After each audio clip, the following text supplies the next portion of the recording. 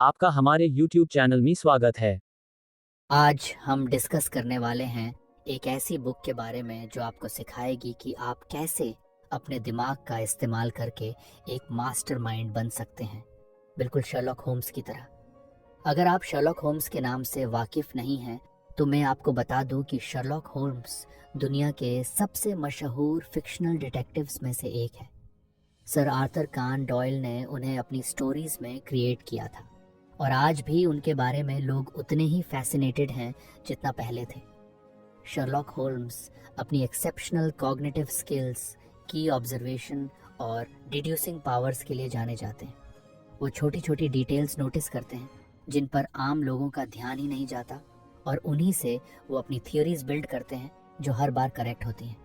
तो क्या आपने कभी सोचा है कि आप भी शर्लॉक होल्म्स की तरह सोच सकते हैं? आज के इस वीडियो में मैं आपको बताऊंगा कि कैसे आप अपनी डेली लाइफ में उन टेक्निक्स का यूज़ करके अपने प्रॉब्लम सॉल्विंग और डिसीजन मेकिंग स्किल्स को एनहांस कर सकते हैं। आपने देखा होगा कि लाइफ में हम सभी को कई तरह के डिसीजन लेने होते हैं और हर दिन हमें कई प्रॉब्लम्स फेस करनी होती हैं। लेकिन क्या होता अगर आप शर्लॉक होल्म्स की तरह हर प्रॉब्लम का सॉल्यूशन निकाल सकते, या फिर किसी भी मुश्किल डिसीजन को आसानी से ले सकते? ये पॉसिबल है, बस आपको अपने दिमाग को उस तरह से ट्रेन करना होगा जैसा शर्लॉक होल्म्स करता था। उन टेक्निक्स को जानने से पहले हम शर्लॉक होल्म्स की एक स्टोरी को जानने वाले हैं, ताकि हम समझ सकें कि शर्लॉक होल्म्स कैसा डिटेक्टिव है। लंदन की सर्द और धुंधली रातें हमेशा से ही मिस्टीरियस और खतरों से भरी होती थीं। लेकिन इस बार शर्लॉक होल्म्स के सामने जो मामला आया वह न केवल अजीब था बल्कि भयानक भी। ये कहानी है लाल खोपड़ी या रेड स्कल की मिस्ट्री की, जिसने पूरे लंदन को दहशत में डाल रखा था। शर्लॉक होल्म्स और डॉक्टर वॉटसन घर पर एक शांत शाम का आनंद ले रहे थे जब दरवाजे पर अचानक से जोरदार दस्तक हुई। दरवाजा खुला और एक घबराई हुई महिला अंदर आई। उसकी आंखों में डर साफ झलक रहा था। उसने अपना इंट्रोडक्शन दिया। उसका नाम था मिसेस एलिजाबेथ मार्टिन, जो शहर के एक बड़े बिजनेसमैन की पत्नी थी। मिस्टर होल्म्स, उसने कांपती आवाज में कहा, मेरे पति को किसी ने मार डाला है और उनके शरीर के पास एक लाल खोपड़ी का निशान छोड़ा गया है। पुलिस इसे सुलझाने में नाकाम रही है और अब मैं आपकी मदद चाहती हूँ। होम्स ने मिसेस मार्टिन को शांत किया और मामले की पूरी इंफॉर्मेशन ली। मिस्टर मार्टिन की बॉडी उनके ऑफिस में मिली थी और शरीर के पास एक खोपड़ी का साइन लाल रंग से बनाया गया था। ये लाल खोपड़ी लंदन में हो रही दूसरी हत्याओं से भी जुड़ी थी। होल्म्स ने तुरंत जांच शुरू की। वह वॉटसन के साथ मार्टिन के ऑफिस पहुंचे। वहां की स्थिति देखकर होम्स को एक अजीब सा एहसास हुआ। कमरे में सब कुछ नॉर्मल लग रहा था, लेकिन एक चीज ने होम्स का ध्यान खींचा। वह था लाल खोपड़ी का निशान, जो शायद खून से बनाया गया था। होल्म्स ने तुरंत अपनी खास मैग्नीफाइंग ग्लास से निशान का इंस्पेक्शन किया। वह निशान किसी आम इंसान के बनाए हुए नहीं लग रहे थे। उसने देखा कि निशान की रेखाएं एकदम साफ थीं, जैसे किसी ने उसे बहुत सोच समझकर बनाया हो। वॉटसन, होल्म्स ने कहा, यह मामला किसी आम क्रिमिनल का नहीं है। ये निशान किसी ऐसे इंसान का है जो अपने काम में माहिर है, और हमें इसे बहुत सीरियस से लेना होगा। जैसे जैसे होम्स ने मामले की तहकीकात की, उसने पाया कि यह लाल खोपड़ी का निशान न केवल मिस्टर मार्टिन के ऑफिस में बल्कि लंदन के दूसरे हिस्सों में भी पाया गया है। इस निशान का मतलब क्या हो सकता है? होल्म्स ने गहराई से सोचा और समझा कि यह कोई नॉर्मल क्राइम नहीं है, बल्कि इसके पीछे कोई बड़ा रहस्य छिपा है। उसने पाया कि जिन जगहों पर ये निशान पाए गए हैं वे सभी किसी न किसी तरीके से एक सीक्रेट ऑर्गेनाइजेशन से जुड़े हुए थे, जिसे द रेड स्कल कहा जाता था। ये ऑर्गेनाइजेशन लंदन के अमीर लोगों को निशाना बना रहा था और उन पर दबाव डाल रहा था ताकि वे उनकी मांगें पूरी करें। होल्म्स ने अपनी जांच को और आगे बढ़ाया और जल्द ही उसे पता चला कि यह ऑर्गेनाइजेशन लंदन के कुछ बड़े बिजनेसमैन और लीडर्स का एक सीक्रेट यूनियन था, जो अपने ओपोनेंट्स को डराने के लिए लाल खोपड़ी का निशान छोड़ते थे। लेकिन मार्टिन की हत्या ने होल्म्स को हैरान कर दिया। आखिर वह भी तो इसी यूनियन का हिस्सा था, फिर उसकी हत्या क्यों? होल्म्स ने अपने लॉजिक से समझा कि मार्टिन ने इस यूनियन के खिलाफ जाने की कोशिश की थी और इसलिए उसे मार दिया गया। उसने वॉटसन के साथ मिलकर एक प्लान बनाया कि कैसे इस ऑर्गेनाइजेशन का पर्दाफाश किया जाए। होल्म्स ने मिसेस मार्टिन से कहा कि वह अपने पति के अंतिम संस्कार में सभी बिजनेसमैन को इनवाइट करें।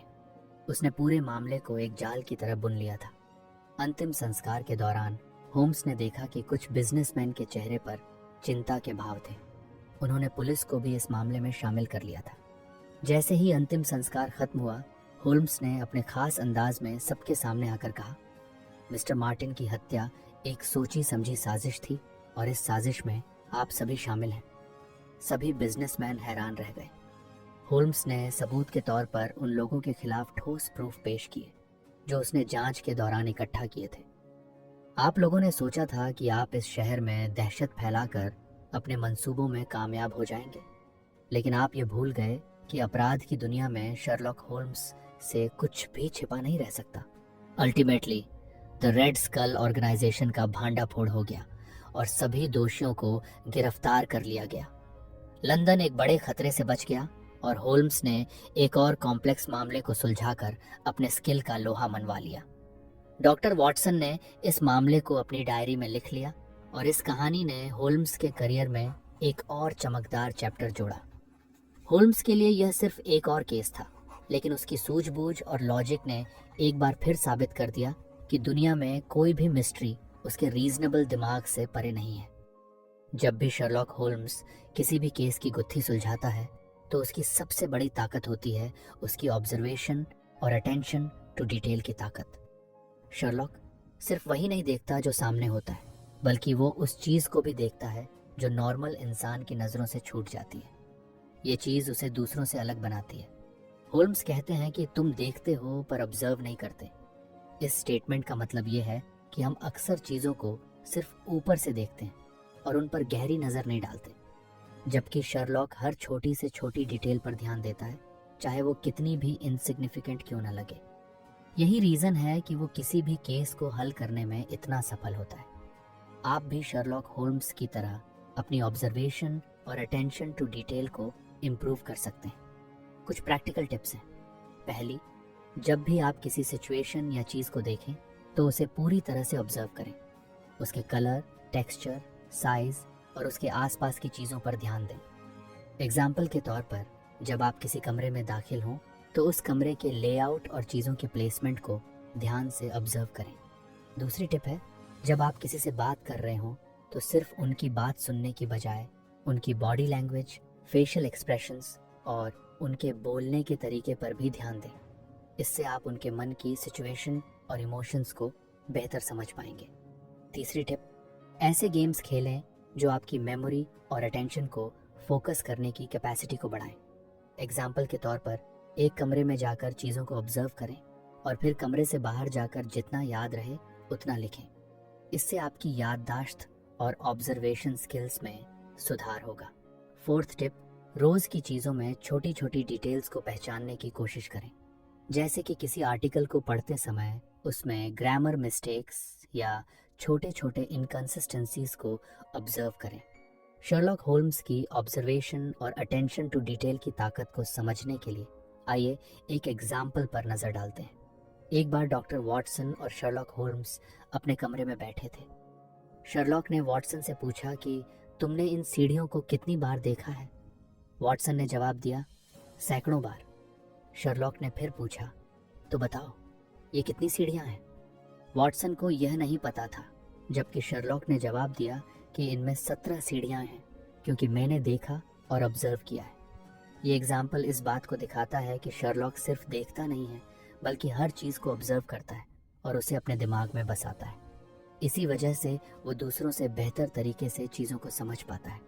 तो ऑब्जर्वेशन और अटेंशन टू डिटेल न सिर्फ आपके प्रोफेशनल लाइफ में, बल्कि पर्सनल लाइफ में भी एक बड़ा फ़र्क डाल सकते हैं।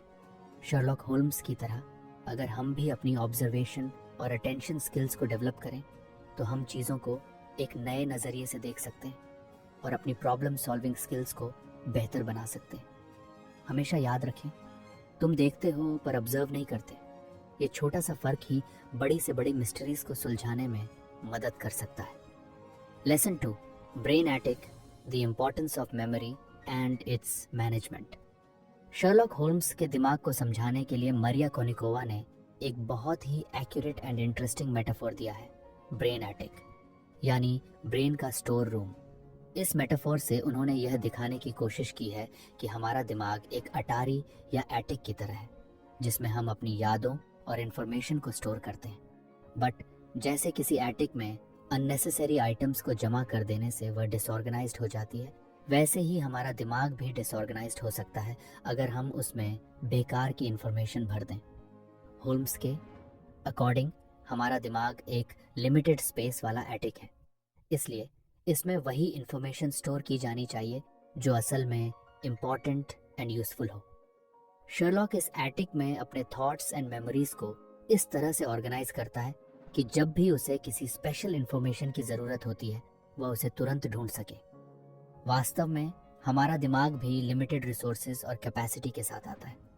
अगर हम इसे बेकार की इन्फॉर्मेशन से भरते हैं तो हम ज़रूरी और इम्पॉर्टेंट इन्फॉर्मेशन को स्टोर नहीं कर सकते हैं। इसलिए हमें यह तय करना चाहिए कि कौन सी इन्फॉर्मेशन को दिमाग के एटिक में स्टोर करना है और कौन सी को छोड़ देना है। शर्लॉक होल्म्स का एक की प्रिंसिपल्स है कि दिमाग में वही इन्फॉर्मेशन रखी जानी चाहिए जो वास्तव में हमारे जीवन में इम्पॉर्टेंट हो। यह सिलेक्टिव मेमोरी का प्रिंसिपल है। जब हम बेकार की इन्फॉर्मेशन से छुटकारा पा लेते हैं तो हमारे दिमाग में केवल वही इन्फॉर्मेशन बचती है जो हमारे लिए यूज़फुल है। जब भी हमें किसी प्रॉब्लम का सॉल्यूशन करना होता है तो हमारे दिमाग की यह ज़रूरी इन्फॉर्मेशन हमें तुरंत अवेलेबल हो जाती है।